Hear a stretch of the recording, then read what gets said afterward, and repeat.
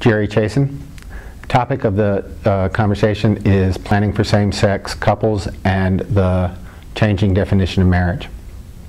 I did the talk this morning with Scott Squillace of Boston, and we bring a very different perspective to this, Scott and I. He lives in Massachusetts, which of course is the first state in the Union to legalize same-sex marriage, and he and his partner are indeed married, so he's actually dealing with some of the issues that show up in planning for couples in a marriage-friendly jurisdiction, and what that entails, especially given the Federal Defense of Marriage Act.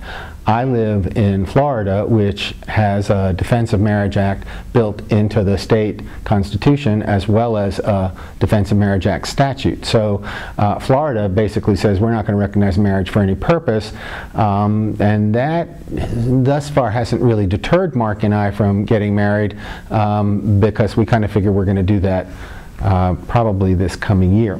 The point here is that the law is very much changing, and there have been 3 very important lawsuits on this issue of same-sex marriage over the last month and a half.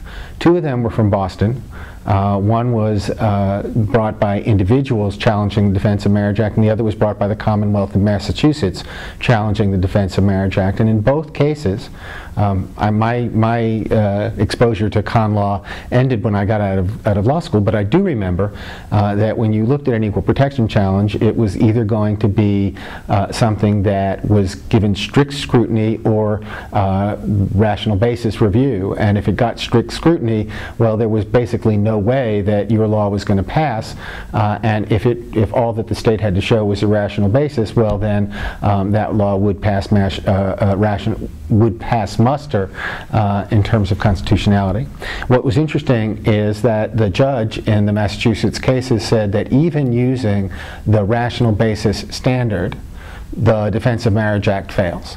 So it was a very careful review of facts. The third case was Perry versus Schwarzenegger in the United States District Court from the Northern District of California. In that case, Judge Walker, who was appointed by Bush the First, said that California's Proposition 8 violated the Equal Protection Act. Now, a little bit of history. California's Supreme Court said that it was a denial of equal protection under the state constitution to deny same-sex couples the right to marry. That was overturned effectively by a constitutional amendment, Proposition 8. The court said that in fact they had that all of the required processes had been adhered to, and so they upheld Prop 8, but much more important, they didn't pass on the constitutional issues around Prop 8, and that was brought in a lawsuit in federal court, which was in fact Perry versus Schwarzenegger.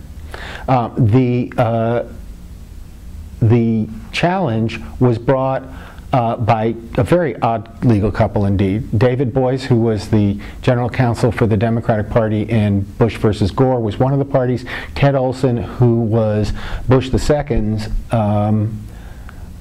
Solicitor General, was the co-counsel, and they put together an extraordinary factual and evidentiary case, basically showing that it was a denial of equal protection for California to have passed Prop 8, and consequently it was unconstitutional. Once again, applying a rational basis to a constitutional challenge, Judge Walker found that Prop 8 was itself unconstitutional. It was in this context that we were talking about planning for same-sex couples and just how incredibly important it is for people to be aware of the changes and developments in the law, because they seem to happen with extraordinary frequency.